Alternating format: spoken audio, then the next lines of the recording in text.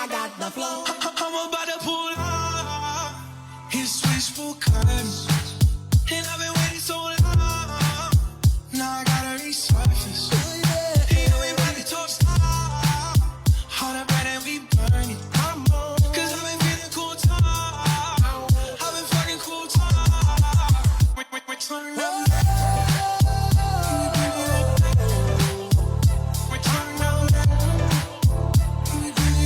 What's going on, guys? Welcome back to another week of Mid-State Sports Corner. I'm one of the hosts, Brett. I'm also Brett, but with one T and a lot cooler. Yeah, no, not happening. The reason why I do the intros is because I'm cooler. Yeah. Well, I'm going to tell you something here. What? I'm going to start this right out of the gate. I'm going to tell you something that really pisses me off. Preseason football really pisses me off. You know why preseason football pisses me off? Because the Lions, and amongst other teams, have suffered a slew of injuries, right? We talked about this last week. I mean, how many brawls have they had? And I'm still trying to figure out who benefits. Like, the fans don't really love preseason. I mean, I know I don't. Do you? I mean, I don't know. Like, it's cool to see football early, but that's the only reason. The only excitement I get out of it is, like, we finally don't have to watch baseball anymore as much. You know, actually, football's back, and it kind of gets you that excitement. But it does bring the sadness of, damn, summer's almost to the end. Well, yeah, I think I agree with that, and I think I think the NFL looks at it as a moneymaker, but they're talking about going to 18 games and taking out another preseason. I mean, at that point, 18 games plus if you do playoffs, you're playing 20, 22 games. I mean, to me, it seems like a bunch of crap. And I don't even know why they went to 17 to begin with. Well, and then, like I said, then you risk injury, right? Which, for example, the Lions rookies, which we'll get to that later on some of their statuses and stuff, they both suffered injuries the same day, right? You've got, I think they've lost 3 backup linemen to season-ending injuries. It's crazy to me. And I know they're not the only team dealing with this, but there's better ways out there. I mean, you can do a lot more. I mean, I don't know, maybe you could do like a fan interaction game of some version of that. I don't know, something more fun that people would at least go, there's a purpose to that. Because right now, preseason just feels like an extension of the season, and it sucks. So of the 4 major sports, what preseason actually does do benefit to the regular season? They all have the pros and cons. Yeah, I'd say benefit. I mean, just as hockey fans, I'd say hockey's the most beneficial, only because, you get a chance to see, and I know this is true in all sports, but I think it benefits hockey. The question was beneficial. I think in hockey the most. I do think they could still shorten their preseason too. I mean, I think all the preseason are a bunch of crap. 8 games. Yeah. Usually it's a home and home with 4 other teams. Yeah, you know what? Fine. You do a home and home with Toronto. You do a home and home with, Boston, right? Fine, whatever. That's your 4 games. Like, that should be it. You don't need to go play 8 games for the preseason. I mean, because, most teams, what do? They sit their starters out half the time anyway. And the preseason's job is to get players tuned up or to get rookies some looks in game action to see if they're ready. It did benefit the wings and Raymond and Snyder's rookies. That's true. They did play very, very well in that preseason. They made the team. And then you saw Danielson last year. He was probably very close to making the roster because he showed out in the preseason. There's a good chance to make this year too. Yeah, I think he is. So I mean, there's situations where that's beneficial, but I don't think it's the standard, in my opinion. So that's just something that just really pisses me off. I think it's a bunch of shit. And I think it's stupid. To me, it seems like it wastes resources and it wastes half a season, and I feel like they play like 30-something games. Yeah, well, like I said, they play 162 game regular season. And then absolutely crazy. And then basketball, I think basketball's even got a very minimal preseason. And the in-season tournament. Like, how many more games do you need? The NBA format now makes no sense. They have those like wild card games now too, where like 10 through 8. LeBron's latest championships of any season tournament. And then the NHL is really the only one that I can see really benefits the regular season, because you do get those draft prospects or those prospects in your system. You give them more of a look and kind of at a somewhat of an NHL level, and then they show out and boom, you make the team. It's an extended tryout for them. But the NBA, they have that summer league for the draft prospects, so they got that going for them. But then you got the NHL doesn't really have anything. College football has nothing. College football just has freaking Big Ten. They play nobody. Imagine if Beer League got a preseason. Well, don't let us get hot. First of all, I don't know that we ever would. First of all, I got to tell you, I don't know if we ever would catch fire. But I don't know. I mean, a preseason would probably be good for all of us. I mean, I know I'm going to be coming off several months of not playing. you're going to be coming off several months not playing. My hockey bag in the garage hasn't moved. It hasn't moved since April, and it's got grass clippings on it because it's right next to my lawnmower. Yeah, mine too. And that's the thing is like I'm going to come back and suck right out of the gate. I'm already terrible, but I mean it's going to be even worse for the next, for the first couple games. So I guess in that regard you can look at it that way. But I don't think our old asses need to play any more than we already do. Yeah, once a week's enough. Yeah, but no, I agree with you. Preseason is just you're definitely seeing the trend that these leagues are starting to push them out a little bit more. Right. Maybe even just do more internal training camps in a way. But I think they need to get rid of the joint practice the NFL does. That's just getting ridiculous. Like, we talked about it last week with like all the fights that occurred in the Giants-Lions joint practices. But then you got, but that's the whole league around. You just scroll through Twitter, scroll through ESPN. It's all the headlines. Oh, they get in a scuffle here, get in a scuffle there, and it's over bullshit. Yeah, and what is it? I mean, like, this reminds me of the Flint Generals, right? Like, you go and watch their hockey games, and like, you knew that typically they weren't going to win, or they weren't that competitive, they weren't great, but you always knew you'd get 3 or 4 real good fights. And like, if you're coming to see the fight, you're in the wrong sport. That's the way I look at it. Like, if you want to go see fights, go watch boxing, go watch UFC. Like, that's not why we're here. And this seems to be that it's happening more and more often. It ain't just the Lions and Giants this has happened to. I mean, it's continued to happen. I think it's starting to swell up more. And I think a lot of it is, honestly, the fact that they're tired of the preseason to be so long. It's too long of an intro to the season. Well, you look at the NFL, a lot of the stars don't even play. So it really is just kind of like a showcase for these undrafted free agents or these newly drafted players or people have PTOs to try and show they still got something left in them. That's really all it is nowadays. Well, what do you think? Maybe you'll get a starter out there for a series, just get their feet wet is really all it is. Well, what do you think about, let's say hockey or baseball, they're having their own version of a summer league. Like, and that's your preseason. You don't actually have a preseason. You just have summer league. You go out and do a little tournament, whatever, double knockout or something, whatever. I think that's your showcase, and that's it. I think it's tough for NHL because their season goes all the way through mid-June. It does, but you can still squeeze it in there. So you got some teams that end in April, get all of July, and then August is when you start ramping up again. And September is when all the real shit starts. So why can't you do a tournament, second week of August to the end of August? Well, they kind of do that. They the prospect tournament. No, I get it. I don't know. I feel like there's other ways. The veterans don't need to do it. The veterans don't need to do it. No. So I honestly think NHL's got the correct format for a preseason currently of the 4 sports. Maybe I'm biased because I am hockey fan, but as far as that goes, like, because you see how the Red Wings do it, they literally have 3 different rosters and they don't really switch it up. Right. They have the 3 different rosters and they just throw them out every other game. Yeah.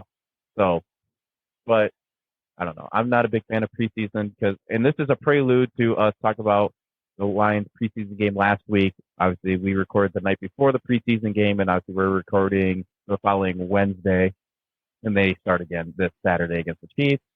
But let's jump right into preseason week 1 against the Giants. It was a 14-3 loss, but there was some positives. It was preseason week 1. They didn't. I don't think they played anyone starter-wise on the offensive side of the ball. I didn't really see much of the game. I saw the fourth quarter. Yeah. I saw Sudfeld was not impressive.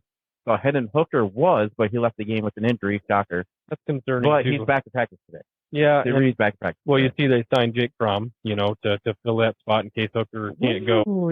That's a real Jake Fromm, that's State a head Farm. turner. Jake Fromm, State Farm. Did you ever watch that? It was a Netflix series, I think called QB1 or something like that. Yeah. He was on it. Yeah. Why? Seriously, why? He was a badass quarterback in high school. He's OP. I don't know. Anyways, we're not going to go down that road. But did you ever watch that show Two-A-Days way back in 2000? No, I don't think I did. That was like one of the best. Like, it was profiled like that's like high school football team in the country. Were you like 5 or how old were you? I was 10. Shut up. Yeah. Jesus. Yeah. But yeah, it's kind of something like that in a way. Well, I don't know. I think, I don't think having extra quarterback depth is going to kill the Lions here, but I mean, no, I would much rather. Sudfeld needs to go. Sudfeld's got to go. I don't know what the hell they see in this. I mean, there are so many better. I mean, I'd almost. He was terrible in college. This is controversial as shit, but I'd almost rather take Kaepernick and fly him out and then do Sudfeld. I saw a headline today. I'm not kidding. I'd do it. Why not? I saw a headline today that he still works out and hopes to get an NFL contract. He's not getting a This contract. was 10 years ago. It's been a minute. Stop. But ask yourself that question. Like 7 year removed from football, Kaepernick is probably still better than Nate Sudfeld.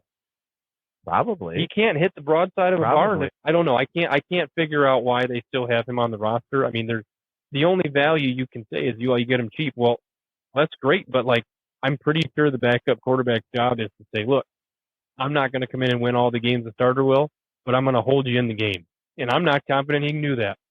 That's what I'm hoping for Hendon Hooker. And he could do that. In the series, he did play. He did look He's good. He's got the talent there, for sure. He did look good. Needs game action. By the way, Jake Bates.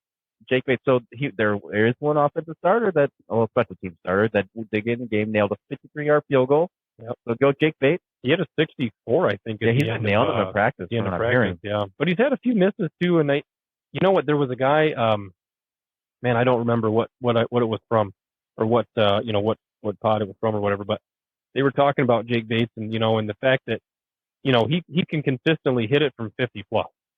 However, there are some accuracy issues at times, right? Like most kickers can have that. But the thing is, though, is like the guy literally came out and said, he was like, can you imagine when he gets to work with NFL trainers for a year or two and like can improve his accuracy by 25%? They essentially picked him up like right after his Michigan Panthers game, waiting for his Uber outside, like, hey, here's your contract. Yeah, and good for them because he's got a leg. He definitely does. I mean, but yeah, it's going to be interesting to see. I still think he needs competition. I mean, just because I think it's good for everybody. But other than that, looking at the Lions website here, obviously who stood out in the first game, and the one that we hit on last week, Enos Rackstraw. He's been a stud. He looked good last week. Yep, looked very good. Obviously with Emmanuel Mosley out, obviously Rackstraw's going to get some more looks, especially on that first team there. But I heard he was targeted quite a bit, and nobody caught on him. Well, I think that people are, they're all on the Terry and Arnold train, which is for rightful reasons, right? Like he's a damn good player. But I think that people, forget that this guy was their number one corner, right? I mean, he's been a ball hawk, in a way. But, I think he's got like that Kirby Joseph vibe almost to him, in my opinion, like that inner dog, that just that extra grit that, obviously he's a Dan Campbell, Brad Holmes kind of guy for sure. You can tell that right from the get-go. But I think he's a little overlooked because of where he was selected. And that's the only reason. I think if he was selected, at Tyrion's spot, it'd be the opposite, right? I mean, and he's been good. He's lived up to the billing for sure so far. Granted, it's quite early. But I'm excited to see these guys rotate in and out with Kirby Joseph, Brian Branch, to kind of see where they all get utilized. And, I think they're, like I said, the secondary is twice what it was last year, easily. So looking at an injury report for Private Detroit, Jahmyr Gibbs, obviously that is news. He did hurt his hamstring practice, I think it was yesterday, but he will be back for week 1. So they're essentially shutting him down until week 1. So brings my point. Great idea. Rackstraw didn't practice today, but per Dan Campbell's comments, he's going to be fine. Terry Arnold is also going to be fine. So that's obviously really good news. But as far as Michigan fans, we got some sad news for J.J. McCarthy. He had that knee soreness he was complaining about because he looked damn good in his game the other day. I was looking forward to him. Threw a couple bombs, and then he had a little bit of knee soreness, got an MRI short, and it showed him meniscus, and it ended for full tear. Unbelievable. And so he's out for the year. But looking back on it, if you look back, do you think that was an underlying issue that he's had for a while, dating back to last season? Because I do. Yeah. What was the game we were talking about before we started recording? I think it happened in the Penn State game last year. Yeah. He came up limping, and granted, obviously they finished it with 20, 30 straight runs or whatever the hell it was. And that maybe that's a factor, right? Maybe it was, because I can tell you this: when he did try to move the ball after that, it was a big difference. Yeah, they didn't rely on him. He didn't really move for too much after that. And he did okay against Alabama and those scrambles, in the Natty, like when he needed to. But like they weren't relying on him like they were the rest of the year. You know what I mean? There was definitely a difference. I definitely think it was something lingering from last year, and it caught up to him. Yeah. But he did look good. Yeah. But obviously, let's just hope and pray that he comes back stronger next year. He will come back next year. But now the Vikings got to go with Sam Darnold. Which, good for Lions. Yeah, good for them. Good for them. And they lost Jordan Addison today. I saw he got carted off possibly. That's not a good sign. They're going to be a mess. I mean, the number one receiver. Obviously what most people would have hoped would have been their starting quarterback.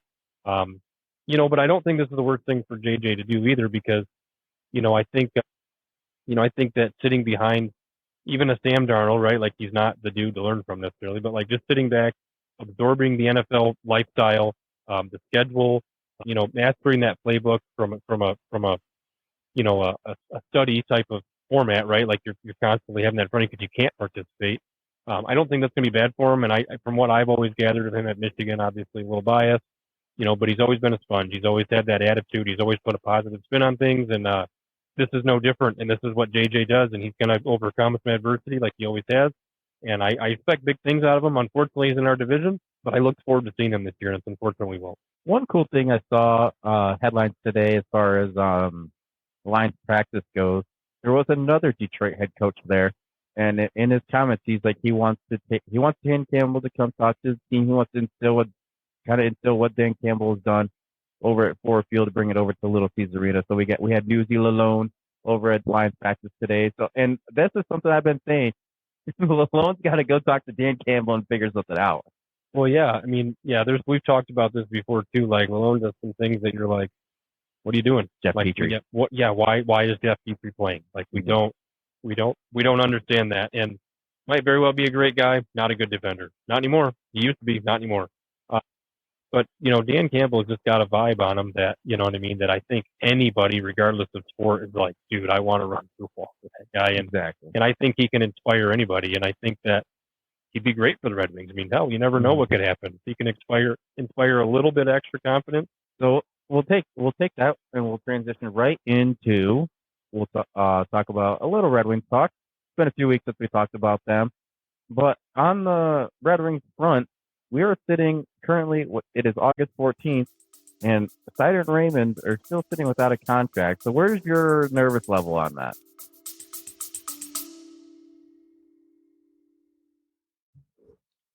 And this episode is going to be brought to you by our wonderful sponsors. First one going to be Marco and Marissa Mercino at M&M4 Properties. Thank you for your support. And we're also going to shout out Crystal Fieldhouse, our home for our beer league Sundays. Check them out for open skate adult leagues, stick and puck, figure skating. You can schedule a birthday party out there. Go see our smiling faces on some banners in both rinks this year. And lastly, thank you to FiberLink Incorporated. Thank you, Tina, Chad, Joel, Debbie, and all of you. Thank you so much for your support. We really appreciate it, and promise we won't forget it. Yep. Thank you all for your support. Ooh, got that off. Oh, yeah. Out of on a scale 1 to 10, I'd say it's probably a 6. Okay, we're a month away from training camp, and we haven't heard a lick of anything. Well, and that's an Iserman thing, though. That is definitely we don't hear anything from anything. But we get to the end of August, and I'm telling you that thing goes from a 6 to a 9. I won't go to 10 because it's still Iserman in charge, but it goes to a 9. I expected something by now for sure. Like I don't want them to do like a 98 Fedorov holdout, where he holds out half the year because he's not getting the contract he wants. Well, and that's going to mess. I mean, Raymond was obviously, we talked about, coming into his own really well, right? Seider has just been Seider since he got here. Is that really the kind of negotiations you want to have out of the gate? What's that set for the rest of the team? And again, we have no idea what's going on behind the scenes. They could have framework already for all we know, and they're just waiting to pull the trigger for some weird reason. Here's another thing to be nervous concerning. About. So we saw St. Louis send a couple offer sheets Edmonton's way for a couple of guys. You have to think. Have people even maybe kick the tires on sending an offer sheet? Guarantee it. To Seider and Raymond? Guarantee it. That's what I'm worried about. But then they would force Detroit's hand. But then at the same time, then say they offer Raymond 7x10, and it's like then the Ravens got to match it. Or let him walk, and that's like and part of you says, well, you can't pay somebody $10 million, but you almost have to pay him the $10 million. Like that's the thing is you take that situation out of your hands. Blow, and I think if that it does come to that, like I don't think it would because I haven't heard anything about it. But whenever you do see off sheets come around, they don't come around often, and they don't come around cheap. And those are two players that are still sitting here a month away from training camp without a contract in hand. That you're kind of like, what's brewing in the behind the scenes here? And then you think about those are two players you can't lose. No, not a chance. If you're trying to keep this upward trajectory, I mean, those guys have to be around. And like you said, I mean, very well could be Could be nothing. It could be, Eisman's just keeping things close to the vest, and something's already worked out. And it also requires, I will add, on the offer sheet sitch, it requires that player to want to go there or want to negotiate. Maybe these guys have no interest in doing that. So, that would obviously help us. But at some point, yeah, it's definitely fair to question. I mean, geez, even losing one of them would probably crumble this team for next season just because of the confidence losing one of them situation alone. Losing one of them, actually, it takes away, I think it loses Eisman's credibility in Detroit. Well, the people that are still hanging on by a thread, still hanging on and believe in him, which I'm one of them. I'm also one of them. But if he lets one of them walk in that kind of sense, or they do a contract hold up to like January, February, I'm gonna be like, what the hell is going on? Shy of an absolutely ridiculous negotiation process from their agents or themselves, right? Like where they're asking money that they have no business asking for, that no player's going to get, which I don't feel is happening at all. Eisman's got to sign him. He's got to sign him, and I think that so far his biggest assets have been that he tends to win trades and he tends to win signings. If you notice, like typically the AAV is pretty good. The term's usually pretty good. As you notice, he doesn't go long term on anybody. I think DeBrinket's the longest one he's went, right? 4 years or whatever. So Larkin. Oh yeah, right. I guess it makes sense. So like typically that's just not what he wants to do. And so like this is definitely out of his comfort zone. But I'm telling you right now, I don't care. You need to sign him. And you're not going to do this with everybody anyway. You're going to do this for like 3 or 4 guys max on your team. Like just get the job done. That's case Ontario, that they're just sitting over in Germany and Sweden right now, just enjoying their summer. Yep. Everything's agreed upon. They're just waiting till they come back here for training camp and then sign the dotted line. And obviously that would be Eisman of that. There's been no reports on it because it's just all hush hush. Yeah, that doesn't bother me that we haven't heard anything. But I am getting nervous, like you're saying. Yeah, I would say once September rolls around and we have Larry, no rumblings, no nothing, then it does go. We're gonna revisit this topic and have it all over. Right. Let's just talk about absolute nightmare scenario real quick before we move on. So let's say I'm just gonna pick one. Let's say Seider moves on. Okay, let's say that they can't figure it out. He gets Raymond done, but Seider moves on because they are restricted because it was their rookie contract. Right. The Red Wings would have to trade their rights. That's what I'm saying. So let's say again, this is nightmare scenario, right? So like they get it figured out with Raymond, Seider they don't. Okay, Seider's gone. They've picked up whatever the hell they got for him. What's plan B? Blow it up. You think so? Really? No, blow it up? No. Okay. But, okay. I mean, I would hope if it does come to that, you could fleece someone for a trade because obviously you're not trading. No offense to who did the St. Louis offer sheet, kind of a couple of really bottom 6 guys, Hobart and just I don't remember who the other one was. You're not going to fleece someone for that, but obviously these are two pretty good cornerstones for your team, and I would say just throwing a random team out there, say Dallas wanted to offer sheet him, all right, who you get? Wyatt Johnson. Wyatt Johnson, Jake Ottinger, Robertson. Yeah, I'm sorry. You're going after our top guys. We're going to go after yours. Yeah, and Jim Nill's not going to do that. No. That's why he's not going to do it. Just a random thought. But yeah, I agree. I mean, I think that if you do make a move, it better not be we dumped him for a 3rd round pick. I don't want that hot garbage at all. Oh. It better be. Listen, Seider was traded for Little Caesars. Like you said, what happened. So will this studio. You're darn right.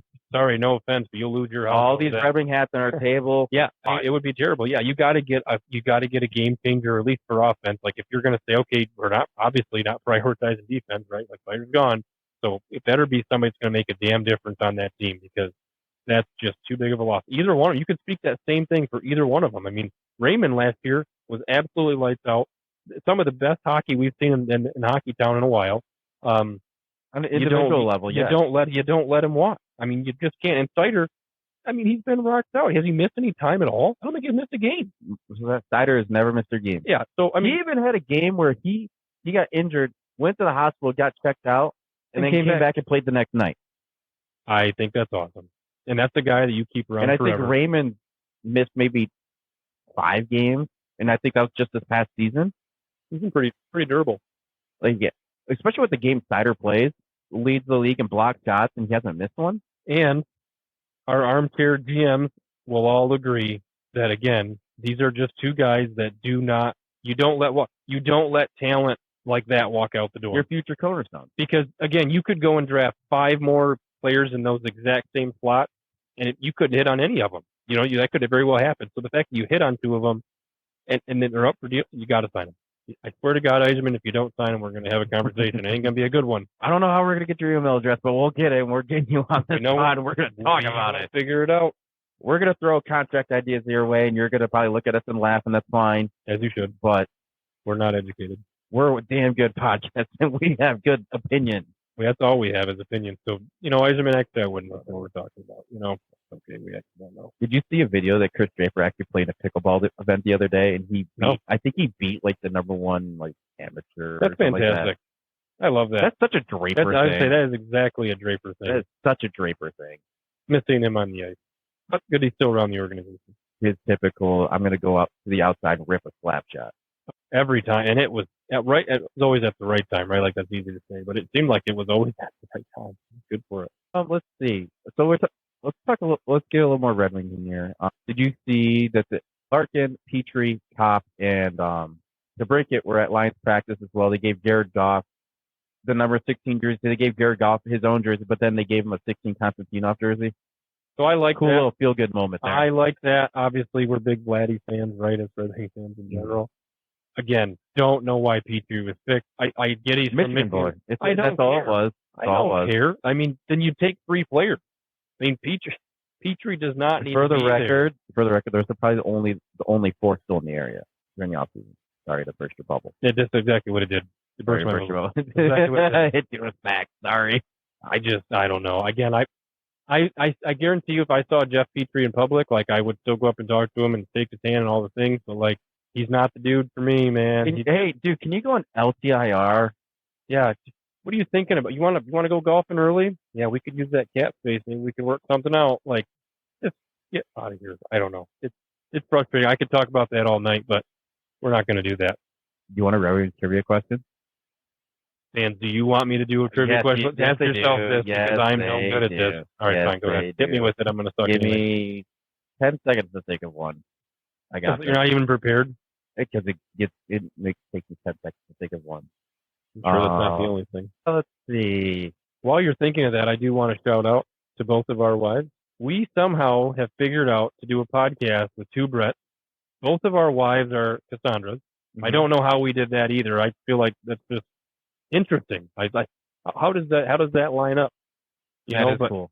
I think it's great. Cool. But they are our biggest supporters. We appreciate the hell out of you guys. Obviously, without you, we'd be nothing. Really, that's just a fact. And thanks for all the support you give us.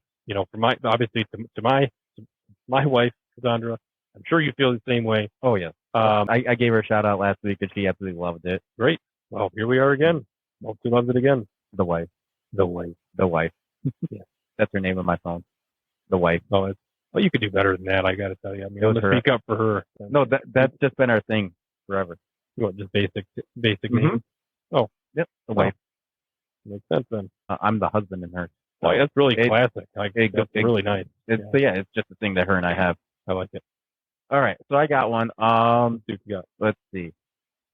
Okay, I had it, lost it. Can you name the 4 Conn Smythe winners starting from 97, 98, 02, 08? No, but I'm going to try. Really? You can't name I'm going to try. Relax. Conn Smythe? No, it's not. Come on. None of it's easy for me. I told you I suck at trivia. The problem is I have the info in there. I just can't tap into it ever. That's the problem. So, all right. So, what if I get them but they're not in order? Like, is that a half a point? Do I get a half point for that? Then I'll give you multiple choice of what year it was. How about that? If you do get the person right, then I'll give you the multiple choice of the year. Nick Lidstrom. Okay, what year? 02. There you go. 1 for 1. Okay. He won it again, though. No, he didn't. Sorry. I gave you a hint there. No, he got 2. Oh, it's Norris Trophy. He got a lot of. Yeah. And he was also the first European captain. Yeah. Eiserman got it 97. Wrong year, but right. But 98. There you go. Okay. 97. Let's see. You should get 97. I'll tell you that right now. Should I? You definitely should. If I tell you, you'll. All right, go to 08. Go to 08. Come back to 97. Go to 08. Zetterberg. There you go. I did And you pretty said you good. didn't know this. That's pretty good. I told you the info's in there. I got to tap into it. That's the problem. Okay. All right. 97. Fedorov. Nope. Surprisingly enough, in the 3 cup runs that Fedorov was part of, I don't really think his name was maybe ever really mentioned for it. He won a Rocket Richard, didn't he? He was an MVP one year. But yeah, because he got a Rocket Richard. I think that was 94. Okay. When he got 93 or 94 is when he got those. Yes. All right. Well, I'm going to take a last stab here. 97 Conn Smythe. Let's see. It went to. They only lost 4 playoff games that whole playoff season. So think about if you only lose 4 playoff games all year, what stat's going to look very, very good? Goals against average as a goalie. All right, you're getting somewhere. Good. He wasn't even with. Yeah, I don't know who it is, Brett. Like this is so painful. I was give as a backup in '97. Well, still the better one. Give up? Yes, Mike Vernon. Yeah, that's just annoying as hell. It's just not. But I will tell you, 3 out of 4 is pretty good. Just not a good look for you, goalie. Brett, I got to tell you something. There's a lot of things that are not good looks for me. Okay, I'm not sure if you know that. Goalie is looking in the camera is one of them. Okay. Well, good news is you're in striking distance, so I can't all be in the face. All right. So let me ask you a question then, since you're almighty with trivia. Yep. If it's hockey, I'll get it. If it's any other sport, maybe. Miguel Cabrera won the Triple Crown. 13 or 14? No. Okay, what was your question? Miguel Cabrera won the Triple Crown, obviously for RBIs, home runs, and batting average, correct? Yeah, correct. Who was the last MLB player to win the Triple Crown? And what year was it? Wasn't it? God, that was back in like the 60s or 70s, wasn't it? Maybe. Don't know. That's the trivia. That one, there's no way I could pull one out of my hat for that one. Sorry, but I know it was way Do you back. have a It was name the first at time I know. Maybe it was our Danny McLean's buddy Mantle. No, Carl Yastrzemski. See, come on, old Red Sox guy. I'm just saying, Triple Crown. Miguel Cabrera did it. Nice work. Well, that shows that you suck at trivia too. Baseball. I'm talking about our favorite sport here. I know. You can't even do that. Listen, our favorite 3 out of 4. team. So I mean, I got to tell you, I still feel like that's a win. What do you think? Beer league attendance is its own thing. We tried to get Hagenboo on tonight to see if we could do a little semi roundtable beer league. Tired from cutting hair. Too tired from cutting hair. Oh, he played golf a couple times this week. Yeah, he's sitting in 3rd place on Monday with 2 weeks to go. So sounds like he's reeling to get back to work. He's reeling a little bit. Continue today, but yeah, beer league attendance. Obviously, that's going to be a topic of discussion as years go. Speaking of, as the year goes, yeah. So obviously, right now we're doing 1 episode a week. Yep. When obviously college football starts, NFL starts, NHL, NBA. Yep. And then MLB playoffs. Once we have all sports going, obviously we'll probably jump up to 2 episodes a week, obviously, because there will be a lot more topics to talk. We'll obviously have daily Red Wings, weekly Red Wings talk. Well, obviously because they'll play every week, we'll have weekly Lions talk. Dabble in the Pistons. We got some weekly college football talk, mainly Michigan, but obviously we'll dabble in all college football because I saw earlier this week there is like 5 or 6 weeks where there's at least like 5 or 6 games that are just top notch games. Well, and again, to reiterate some of the things, Saturdays we're going to be in Ann Arbor for home games.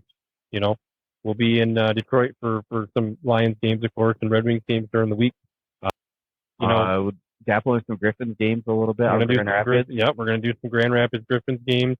But we also, we probably will at some point dabble into some high school stuff just to kind of keep that fresh. But it's going to be busy. And so, like you said, we're going to do a couple episodes a week. We do some little specials and stuff, and then we'll do some premium content as the season goes along for the subscribers as well. So extra bonus episodes and premium content. That means Brett's going to take his shirt off for a video. It actually means my clothes stay on because I feel like nobody would subscribe to that. I wouldn't blame them one bit. You don't want to go viral for something like that? I do not. No. You can go viral for anything nowadays. I feel like you have a place in stories when I grew up, and you are like the troll when in every short story that you read. You got to pay the troll toll. Well, yeah, I'm not paying it, first of all. And you are the most annoying troll I've ever met. By far. A troll does. I mean, that's what a troll does. Why do you think people don't like me playing hockey? Because you suck. No, that's definitely not it. That's definitely true. Like, I guarantee you my goals against average would be at least a goal less if you didn't play. Okay, that's seriously not true. That is seriously not true. That's not true. I will say you do give a ton of effort. again, I do appreciate the hell out of the fact that you can't screen me. That's perfect. Like literally, Oh, we're going back to that one. It's perfect. I'm just saying it's wonderful. But I do give you major props as team mom. You do put a lot together. Not quite as much as your staff. We won't go there. When one of the defensemen can't make it, who's the first one to drop back and play D? You. Me. It's easy. Oh, okay, we're going back to Blake being a better team mom than me. I wasn't going to say it, but you said it, so it's okay. I said it sarcastically. I said it. Actually, I didn't say it at all. You had insinuated. Well, that's your opinion, not mine. But yeah, so obviously, like I said, guys, we got a real busy season coming up. We're going to try to do some Tigers games too. Obviously, they're going to be ending here soon, so we'll see how that goes. They're not exactly playing winning baseball. Too, same kind of thing. That's going to be a touch and go scenario. I don't know how many of those games we'll get to, but we'll try to get to a couple. But other than that, guys, it's going to be super busy. If you guys got something you want us to do, you guys want us to come out, chat sports, whatever the case is, feel free to let us know. And as always, guys, we always appreciate all the support from family and friends as well. Yeah. Thank you guys for listening in. It's obviously been another good week. Obviously, we'll tune into the Lions this Saturday, the 17th, for another preseason game. I guess the Chiefs. Hopefully, we'll see some more progress. What do you want to see out of this preseason game this week? Anything you want to see? I'm keep seeing some more progress, especially if Rackstraw and Terry and Arnold play and all that. I just want to see them keep progressing further and further, and obviously some other rookies get some more looks. And right. Obviously, if Hendon Hooker's good to go, I want to see him a little bit more. But that's really all I can really think about as far as that goes. Obviously, you and I both agree that preseason's a little meh. So yeah, and I think I agree with you. I think that's going to be the biggest thing. It's just progression, but I don't know. I think the team's ready mentally. I think Dan's got them more than ready to start the season today, personally. Mm-hmm. But we'll see what happens. I do want to say before we get off the air here, our season coming up is going to be probably our last version or dip into the 18 and up world potentially. We got some guys that are getting old. You're not one of them. We got some guys that are getting old that are above that threshold. And I think, it might be our last foray. So I hope that we can bring home a last championship in the 18 and up. Sorry to cut you off, but who's the only people been talking about that? Not even this has been randomly coming up from the old guys. Blakey was even mentioned retirement the other night completely. Well, I don't know that that's the worst thing for the team. That might be great because we could certainly use a guy that can fill the water bottles consistently because Will doesn't. We can use a guy for moral support. We need someone to actually show up to the 6 o'clock games. We don't have a flight the next day to fill those water bottles, though. Well, I think at this point he'd probably miss the game if it was a flight next week. It's terrible. I still will never let him live that down. But I think it'd be cool to go out the right way. Shout out to the Wednesday night league. Like I said, I was talking to Daryl the other day, who's kind of in charge of that, and he was saying there's so many damn teams for Wednesday, they may have to talk about maybe doing some teams on Tuesday, which is crazy. And that's good to see the rings getting all the support, right? And obviously the closing of Polar Palace kind of contributed to that, but awesome to see, man. Really awesome to see. But shout out BJ's Dancing Sandwiches. Love you guys a lot. Sorry I couldn't be there for the summer. Obviously, we got some things going on, but I will be there in the fall, whether you want me or not. That's tough. Or Scott's Barbershop Boys. Right. Avid listeners. Yes. Hagen Boo's one of them. Blake's one of them. Tony's one of them. Reggie gives me some shit every Friday. Doc. Whenever it's not released on time, because then he's like, I'm just going to go listen to Joe Rogan then. It's like, no, don't. It's always released on time. What the hell is that about? It's always at 7. It's because it's not on his drive home time. Well, I'm sorry that you get out at 4 o'clock on a Friday. I mean, my God, the luxuries of being a dentist, Jeez, OP. Sorry, Jake. We love you very much. Oh, yeah. We're going to wrap it up for another week. Obviously, tuning in the lines this Saturday. We'll hope you all have a great week. Thanks for tuning in. Once again, I am Brett. I am also Brett, and I'm the better one. Yeah, whatever. See you later.